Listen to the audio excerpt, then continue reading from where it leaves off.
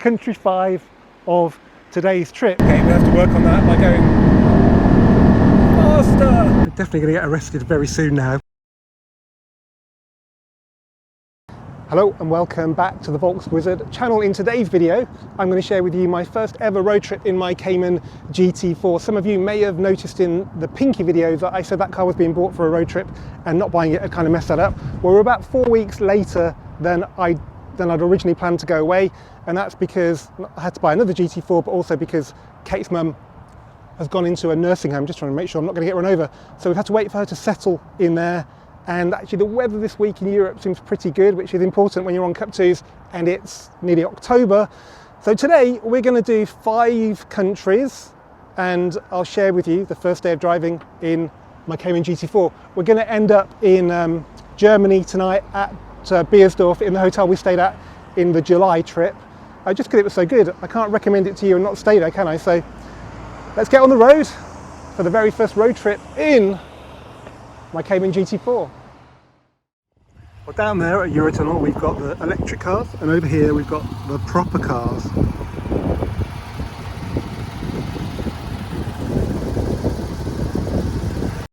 Okay, I thought I'd take the time where we sat in the car on the Eurotunnel to just explain a bit about this trip. I've got my wife with me, Kate, who you've seen on the channel before. Hello. As I said earlier, it's all a bit spur of the moment. We booked Eurotunnel less than 24 hours ago.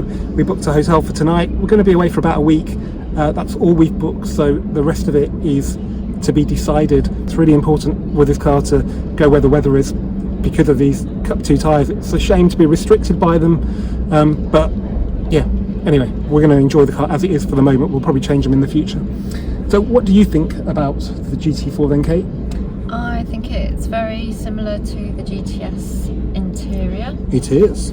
So far. I'll give you an update on other things as we go along. The sunlight is now coming through the windows. That means we're in France, and thankfully it looks really nice there actually. First blue sky of the day.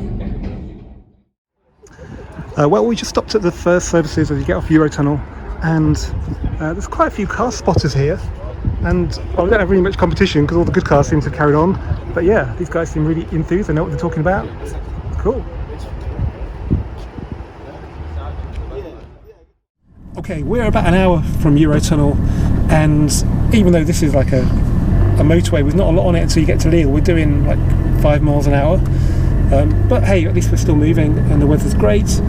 It's interesting to compare this car with the Boxster. At this point, I would rather be in the Boxster because, okay, it's not as racy an engine, but it's a lot more refined. It's got 7 gears, so it cruises at lower revs, and I think this engine is just noisier. Anyway, we've got cylinder deactivation, which helps you save fuel. We've got 34 on the way to Eurotunnel, which wasn't bad, but it does make it feel a little bit like there's a tiny little misfire when it switches one of the banks off or goes back onto the 2 banks. But you can switch that off really easily. Obviously we've got a manual gearbox, which is different, but it's not really a problem. Clutch is nice and light. So yeah, not really bonded with it yet. You don't mind though, do you? You can't really tell the difference? No, I can't tell the difference yet.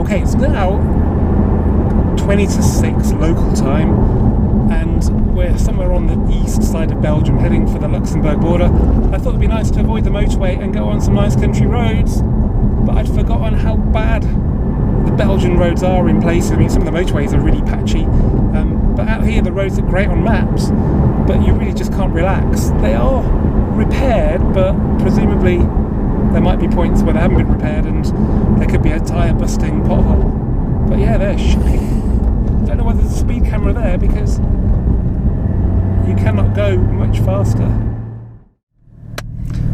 Country 4 Luxembourg, and as you can see we have nice tarmac on the border, although it's so smooth it is slippery when wet. Now let's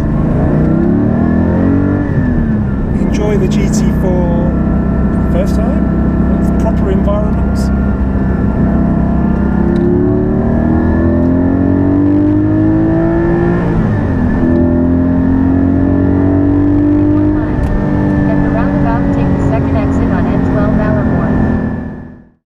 Well, we're in Luxembourg, just about to head into Germany, which is over there. If you come through Luxembourg, the roads are amazing. I had a really great drive down here. First time I've really been able to drive the GT4 hard, using auto blip to go all the way from like 4th to 2nd or 5th to 2nd.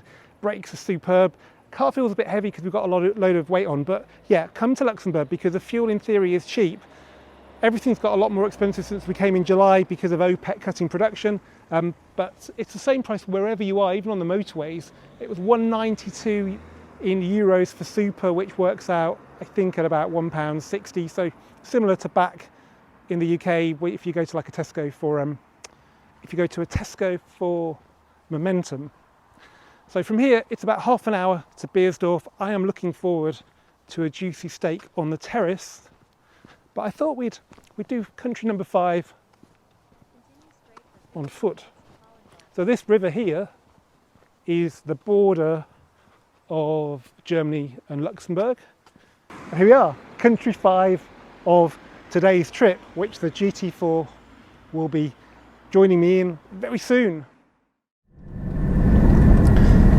Well, we're in Beiersdorf am See on the lake where we came to in July, and the lake then was really full of algae, but it seems really clean now, which is good because it felt a little bit sad with all the algae, didn't it, Kate? Yeah, the Dorint, which must have been a really nice hotel once upon a time, is shut, so let's hope they've managed to do something to the lake, because it would be so nice to have it back the way it was. Yeah, but this hotel's pretty nice anyway, isn't it? It's a little bit more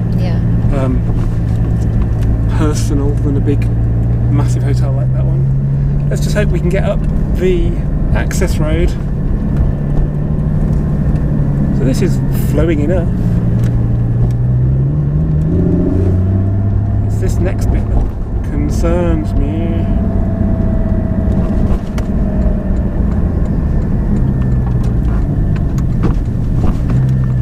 No, it's fine.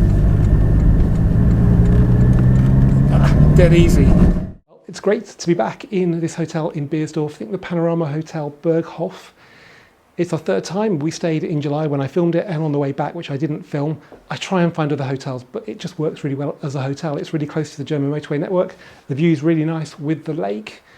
And we got here at exactly the same time today as we did when we came here in July on the way out. We had the same Eurotunnel crossing, and yet that time we were on the E40. We dodged Brussels, so we went south to Namur, but we carried on to Liège, which was really busy. It was a Friday.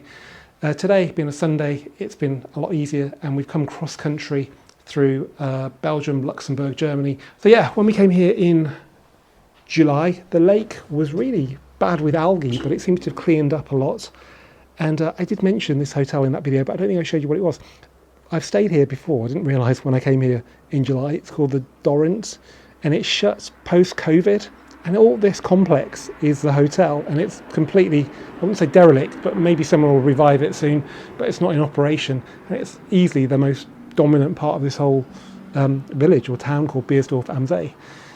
So there we go. It gets a little bit darker a little bit earlier now because it's September, but I'm glad we caught a bit of daylight, and yeah, really ready for some food now. I bet you are as well, aren't you, darling? Yes, food would be good. Let's go. Well, Kate's going for the healthy option, which is what? Gemüse Bolognese mit Bandnudeln. Some sort of bolognese. And mine's a rump steak with some vegetables, the all-important chips, and some pepper stuff. And actually the most important bit, some alcohol-free wheat beer. Wheat or white? But, white. White? Das ist Kräuterbutter. Yeah. Yeah. Kräuterbutter. And what's that? Butter. Lovely. Not for you. I don't tend to have much luck with steaks, but this is probably one of the best ones I've ever had. And no, you still can't have any, but you definitely can't have any now. Before we start day 2, I just want to remind you guys to support the channel and subscribe, and by doing that you won't miss episode 2, which again covers 5 different countries in just one day, going from southern Germany to the Italian lakes via some of the world's best driving roads in the Alps. There's a quick preview of this episode at the end of this video. Well, another great night in the Hotel Berghof in Beiersdorf. Last time I came, I saw this RSQ3 with local plates, and I figured it might be the owner's car, and it turns out it does belong to Marcus, and you don't buy one of those casually. So he gave me a whole story about how when he was a kid he lived near an Audi dealership and decided then with the Audi 100s and these Quattros he wanted a 5-cylinder car, and that's what he's got, and he's planning to keep it forever. That's his Q4 e-tron as well. So yeah, and another reason to come to this great hotel that admittedly doesn't look like much from here, but it's just a really great stopover. Now today we were going to head to Austria and stay at the 4 Points in Dornbirn, which we've stayed at twice now, and it's been a great hotel, but I don't like going to the same places. There's a part of Germany called the Schwabian Alps or Jura, which is south of Stuttgart, which we've never been to, and actually the reason that I wanted to go was because it turned up in a Matt Farah video when he tested the Spider RS, and it looked amazing. So we're going to go there, but before we get there we're going to have a stop off at somewhere quite interesting that's not unrelated to these 2 cars. Well, welcome to the autobahn. We're doing 107 miles an hour round a bend, and I can tell you this car feels a lot more sorted at these kind of speeds than the Boxster did. You're always wondering if you should be doing like 120 miles an hour in that car with its fabric roof.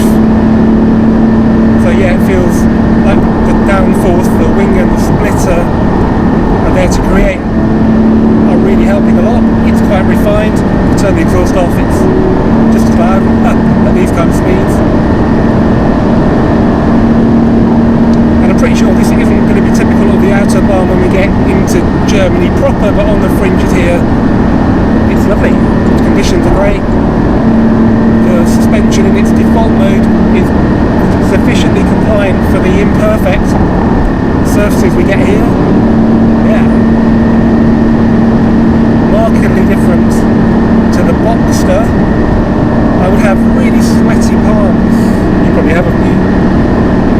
Oh yeah, we have. Okay, we have to work on that by going faster.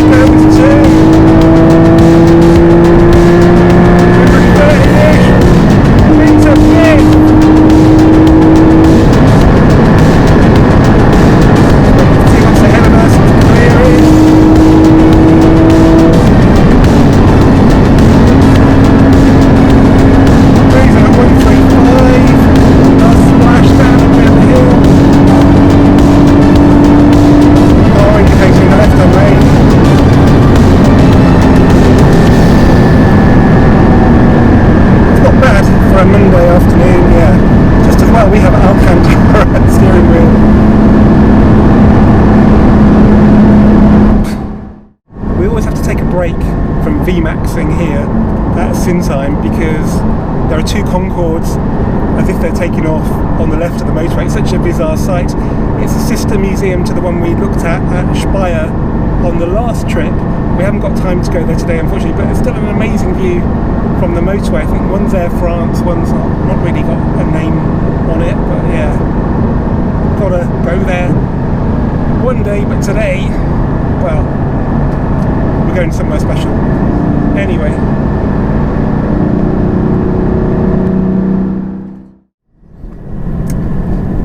In today's back of a car factory video, we're at Audi's plant in Neckarsulm, where they make the A6 and the RS models, a few other cars as well. It's not as big as Ingolstadt, but yeah, it's probably quite a big employer. It's always been a place of fascination for me, because when the RS press cars are registered, they're always registered here at Heilbronn, which is HN on the German plates, rather than IN, which is for Ingolstadt. But it's not really the main reason you want to come here. The reason we came in 2008, and the reason I actually came for the A6 launch in 2018, was because there's the Audi Forum, which is like a customer centre. And I'm hoping we can actually get up these car parks in its sister product from down the road. Well, as you might imagine, there are lots and lots of Audis in this car park, but these ones seem to be a bit of a display, and they're quite interesting because, unlike a lot of German cars, they're actually in good colours. So this looks like Porsche's Ruby Stone, actually. Yeah, and you know how much I like pink cars, especially when they're all the same colour. That's cool. This is like a matte fluorescent silver on this RS6. This is 1988 all over again. Used to get a Mk2 Golf in a colour very close to that. That's more traditional Audi Germany, but it's a matte finish. That's just some other car. And then this looks like a Sonoma Green matte RS7. Very interesting. Well, there's bound to be more in here, so let's go and see.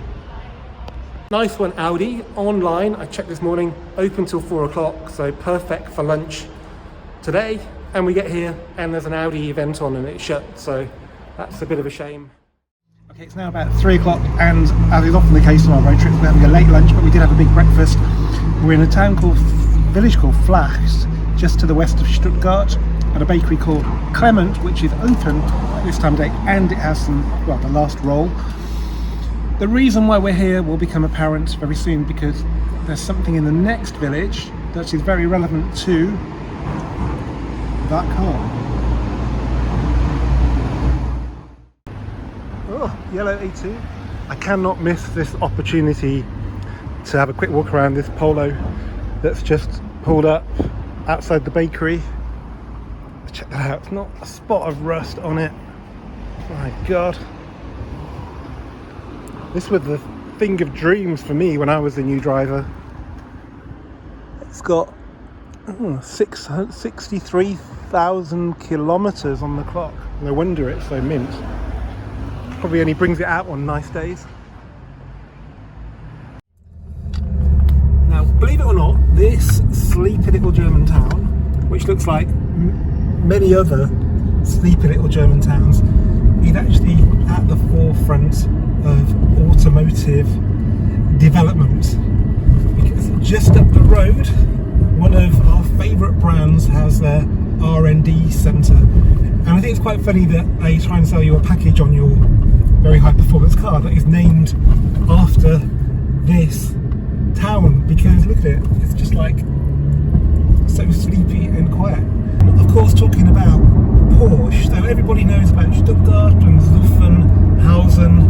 Well, this is a Weissach. It's probably about 15 minutes down the road, long enough for a test drive, and it's where the cars are developed. They're just manufactured really in Stuttgart, and it's a pretty big facility here, and every time I've been there's always a crane, so they're making it bigger.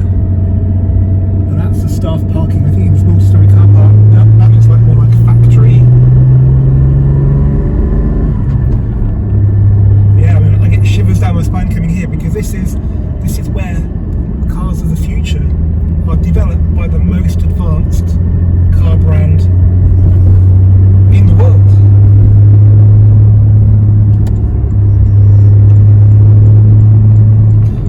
And we're going to see how far we can get up the gates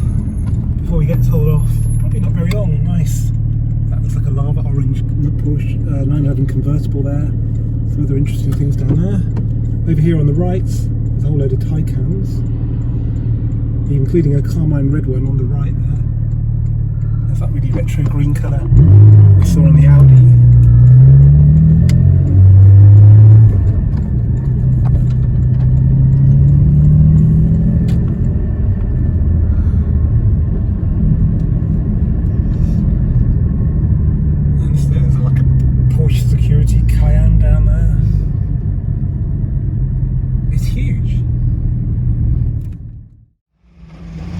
Well, apparently there's a shop here, but I don't know where it is, and it shuts at 4 anyway. We've just missed it. It's not a very customer-friendly place here, but there's a lot of R&D done here, so I guess they maybe want to keep it a bit quiet. Nice to see this Sport Classic, and this is the Targa version.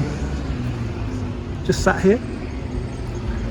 I just wanted to point out the gold on the back of here. I know it's not real gold, but gold jewellery has recently come back into fashion in the last couple of years, and for ages it's been silver, and now people are wearing much more gold. So well, that is interesting that they've picked up on that and used that on the logo. This looks very interesting. He's going to tell me off in a minute. That sounds a bit electric, guys. No exhaust pipes.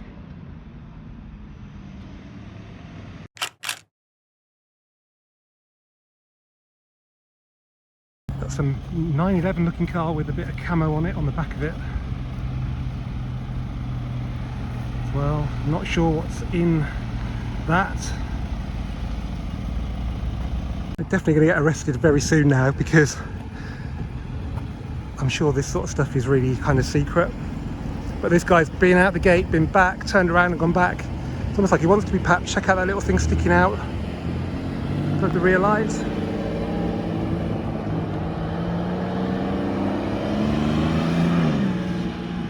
Just pulled up in Weissach to get some fuel before we get to our destination tonight. And what pulled up next to us is this Stuttgart painted Porsche, so definitely from the factory. I'd hazard a guess that it's a press office car with that number plate. And yeah, that's cool. GTS. Well, this is our hotel for tonight. We're just giving this one a try, really. It's not particularly expensive. It's a pretty good location. Parking seems decent, and apparently there's a good view of the castle over there somewhere. Interesting to see this Porsche branded Charger in the car park here at the hotel. I was more interested in this R8, which is in a really weird colour. Is it an Audi exclusive colour? It looks like a sort of a beige. Yeah, really rather nice. Well, for 160 euros, free parking and breakfast, that's not a bad view, is it, really? It's amazing. So we're in the town of, what's it called? Sigmaringen. Sigmaringen, which is somewhere in Germany, south of Stuttgart, north of the Lake Constance. And this hotel's pretty modern, but it's really nicely done. There's no pool, but I guess if you were that way inclined, there's always that. Or just look at the view.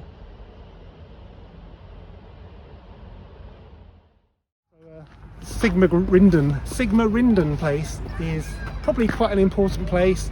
We reckon only the Germans come here on holiday, because I've never heard of it before. Now this is quite important. This is the River Danube, and it's the second longest river in Europe, I think, and it goes from the Black Forest to the Black Sea, so really easy to remember. And this is a big castle, which they call a Schloss. And clearly, being on the Danube, it was a very significant strategic point. There you go.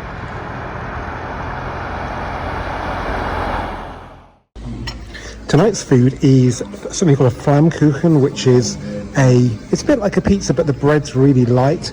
And this one's ham and onion with some cheese, and this mixed salad, and some more alcohol-free wheat beer. Well, I should listen to my own advice, because in the Nürburgring video I said make sure when you come to Germany you bring some cash. We sort of fell foul of that because we've just been to a reasonably big and busy restaurant and they don't take cards.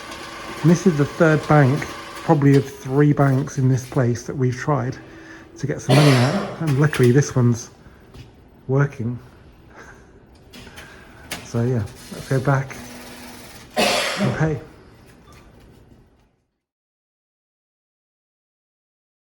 Unlike every other European border, there is a man with a gun looking at all the cars. Welcome to the San Bernardino Pass in Switzerland.